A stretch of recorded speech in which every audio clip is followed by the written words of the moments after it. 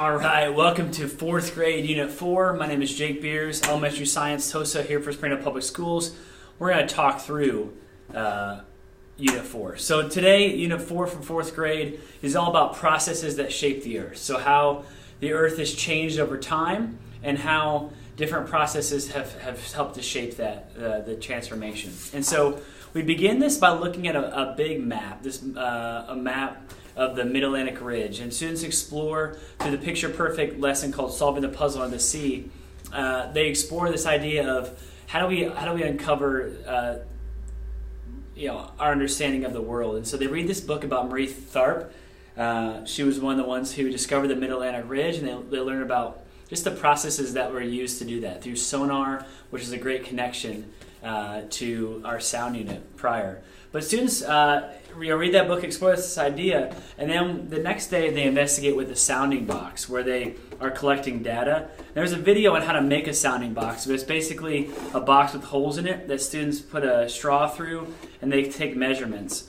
And they realize that after taking measurements, that there's actually something inside this box that's causing this straw not to go all the way down at different points. And so they graph their data and they try and determine what's the topography inside this box.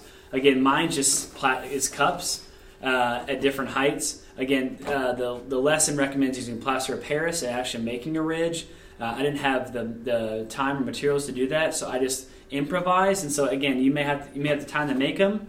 And again, if you make them one time, you can reuse them year after year. You can also share them amongst your team. So just any box, a shoe box, cut some holes in it, and there is a video on how to make these sounding boxes later.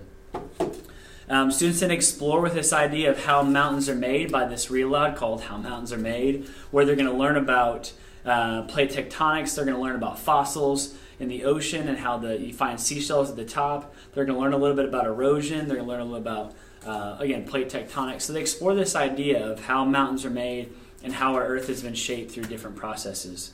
They do a Google Earth trip to look at all the different mountain ranges of the Earth, looking at the maps where we find the mountain ranges and looking for patterns, which also connects to our standards. And then they end by comparing some maps. We then investigate earthquakes briefly. We look at some before and after pictures of earthquakes. We talk about where earthquakes take place. We actually go to the U.S. Geological Society has a website where daily they track all the earthquakes across the world. And so students begin to analyze data. Where do those earthquakes take place? And they begin to realize that they take place in the Pacific Ring, the Ring of Fire, we call it. And so that there's a causational relationship to where you live and the earthquakes that take place. And they then investigate this idea of tsunamis, and they try and design a tsunami-proof area in drawing with their group. You could also have the mobile learning program from Springdale come out to a Springdale school and do the mobile learning program with you.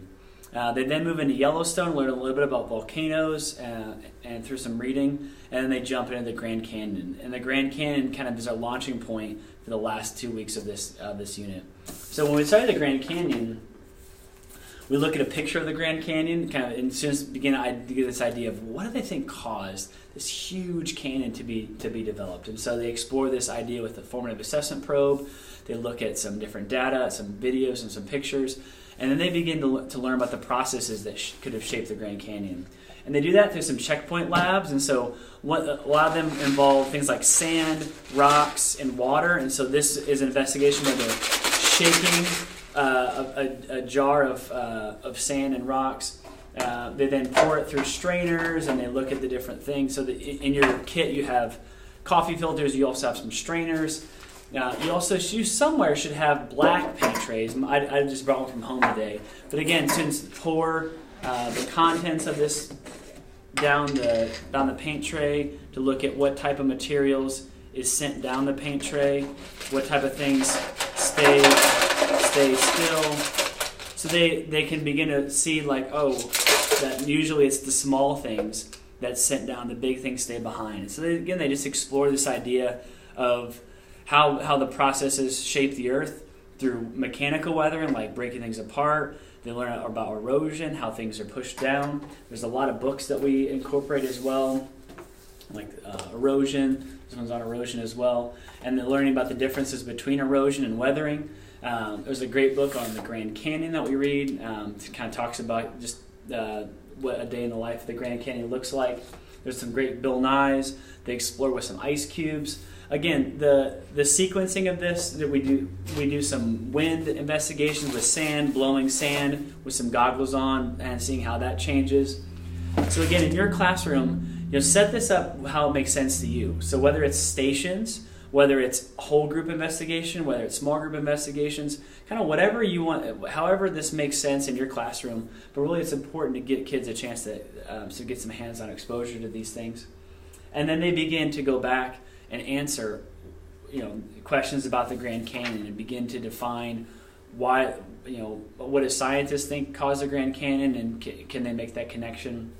And then the last 3 days or so of the unit, they're exploring different national parks that were caused by erosion and weathering, so Arches, Grand Canyon, and a few others.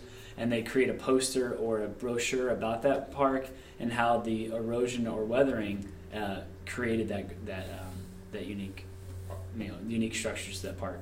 So again, there's so much erosion around, especially this time of year with all the rain we get. So, and when you're out in the playground, look for examples of erosion. Look for ways that people have stopped erosion.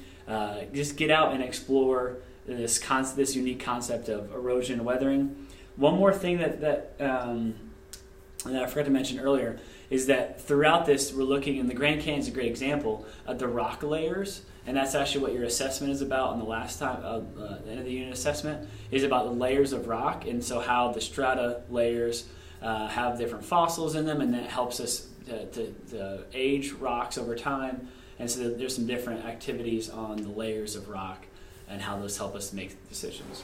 So I hope your kids enjoy this big earth science unit. It's a lot of fun.